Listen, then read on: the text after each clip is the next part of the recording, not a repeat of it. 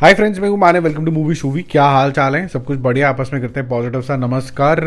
एक ऐसी मूवी जिसके बारे में मुझे पता ही नहीं है कि रिव्यू करना कैसे है। मतलब बहुत ही डिफिकल्ट है इस आदमी का रिव्यू करना। और ये बात मैंने तब भी बोली थी जब बालाकृष्ण साहब की लास्ट मूवी आई थी वीरा सिम्हा रेड्डी। कुछ भी उटक पटक हो रही थी भाई साहब। मैंने इनकी सबसे पहली जो मूवी देखी थी वो देखी थी अखंडा, और उसके बाद देखी थी वीरा सिम्हा रेड्डी। फिर उसके बाद मैंने इनकी 3-4 मूवी निपटा दी, क्योंकि उसके बाद ये जो कर रहे थे करामात, ये कोई मतलब कैसे हो रहा था कुछ समझ में ही नहीं आ रहा था। एक इनका मैंने सीन देखा था, और फिर हम मूवी के बारे में बात करते हैं, भगवंत केसरी के बारे में। 1 मिनट सुन लो, ये बहुत इंपॉर्टेंट सीन है। मान लीजिए ये सलाखें हैं, ठीक है जी। आपकी जो गर्लफ्रेंड है सलाखों के पीछे है, तो आप क्या करोगे? हाथों में से ऐसे हाथ निकालोगे और उसके बाद उसको मंगलसूत्र पहना दोगे। लेकिन इन भाई साहब ने अंदर से पहना दिया, तो रॉड के बीच के अंदर फंस गया ये मंगलसूत्र। तो आपका नॉर्मल बिहेवियर क्या होगा जी? उतार के दोबारा पहना देता हूँ। नहीं, बाला साहब क्या करते हैं कि मंगलसूत्र को पहनाने के लिए पूरी सलाखें उखाड़ देते हैं। तो ये ऐसा कुछ करामात करते हैं। अब ऐसे करामात पे लोग इतनी ताली बजाते हैं, इतना कार्टून टाइप बिहेवियर होता है, इतना ज़्यादा हल्क टाइप बिहेवियर होता है कि अब इसको रिव्यू करोगे कैसे? क्या आपको सेम चीज़ यहाँ पर भगवंत केसरी के अंदर भी देखने को मिलती है? बहुत हद तक। और मेरे ख्याल से जो लोग बाला साहब को पसंद करते हैं, या फिर नंदामुरी साहब को जो मूवी को फेस्टिविटीज़ के आसपास रिलीज़ किया जाता है, वो फेस्टिवल मनाने ही जाते हैं यहाँ पर, क्योंकि अदरवाइज़ कोई लॉजिक या रीजनिंग होता नहीं है। इसके अंदर भी जो स्टोरी है, इसके अंदर कोई ट्विस्ट एंड टर्न कुछ है नहीं, प्लेन वनीला के अंदर चलती है। लेकिन मैं बोलूँगा कि इनकी मूवी बनाने से पहले मेरे ख्याल से सबसे ज़्यादा जो टाइम लगता होगा बेचारे डायलॉग राइटर को लगता होगा। I think congratulations to him.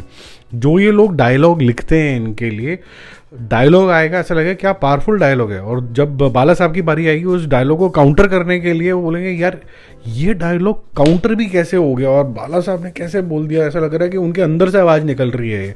तो मेरे ख्याल से अगर मूवी बनने के लिए नॉर्मल आदमी को 4 महीने से 8 महीने का समय लगता होगा, तो 8 महीने पैरेलली राइटर सिर्फ लिख रहा होता होगा। Anyways, coming back to this crazy movie which is Bhagwant Kesari.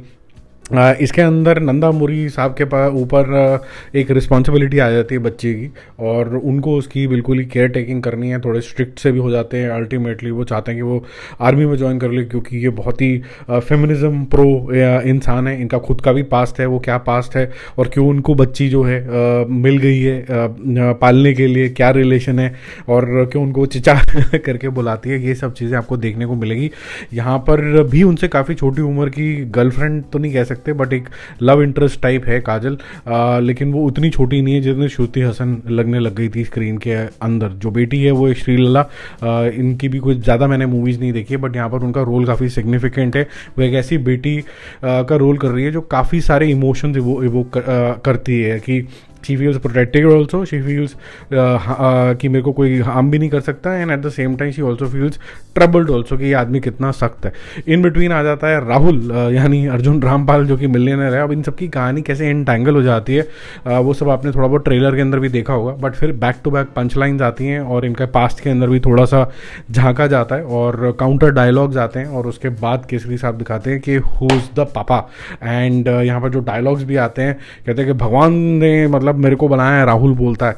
और राहुल मतलब जो अर्जुन रामपाल है, वो कहता भैया अगर मेरी बेटी के आगे अगर पापा आ जाएंगे तो papa is like amalgamation of all gods. इस तरीके से डायलॉग्स जो हैं वो नीचे सबटाइटल्स वगैरह में आते हैं, लेकिन अदरवाइज़ आप समझ नहीं सकते हैं, क्योंकि हिंदी के अंदर ये रिलीज़ नहीं हुई है, तेलुगू के अंदर ही होगा। तो जो भी डायलॉग्स आपको इंग्लिश के अंदर ही समझने पड़ते हैं, तेलुगू में सुनने पड़ते हैं, और पैरेलली आपको कॉन्टेम्पलेशन फटाफट से निकालनी होती है कि जो आवाज़ है इंग्लिश में सुन रहे हो, लेकिन बलाया के हिंदी वर्जन में दिमाग को कॉन्टेम्पलेट करना होता है। बहरहाल दुश्मनों को ये मार के देता है, और एक साथ 25,000 लोगों को ये मार लेता है। कैसे कैसे मारता है, और वो टिपिकल जो इसकी एक्ट्स होती है और वो सब चीज़ें जो हैं वो आपको यहाँ पर देखने को मिलती हैं।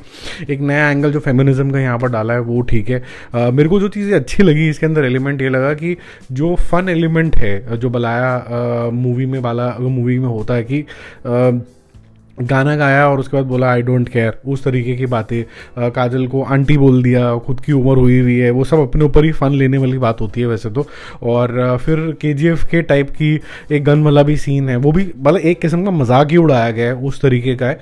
जिससे मैं इंप्रेस बिल्कुल भी नहीं हुआ वो हुआ फ्लैट स्टोरी लाइन से, जिससे मैं बिल्कुल भी नहीं इंप्रेस हुआ कि यार एक आधा घूसा तो पड़वा देते भाई को। और नंदामुरी साहब तो बिल्कुल ही मतलब सुपरमैन के भी फादर निकलते हैं यहाँ पर। और फर्स्ट हाफ जो है वो बिल्डअप अच्छा है, लेकिन फिर भी इमोशनल अत्याचार भी हो जाता है, क्योंकि ये इस्टेब्लिश करना है कि इनको भाई साहब को बेटी से बहुत लगाव है, इनका जो रुझान है हर बेटी को, इंडिया की बेटी को कहीं ना कहीं फेमिनिज्म की तरफ उसको एम्पावर करना है, वो समझाने के लिए थोड़ा सा इमोशनल अत्याचार भी हो जाता है। और लास्ट में जो चीज़ मुझे नहीं अच्छी लगी वो अर्जुन रामपाल की द ग्रेट एक्टिंग लगी।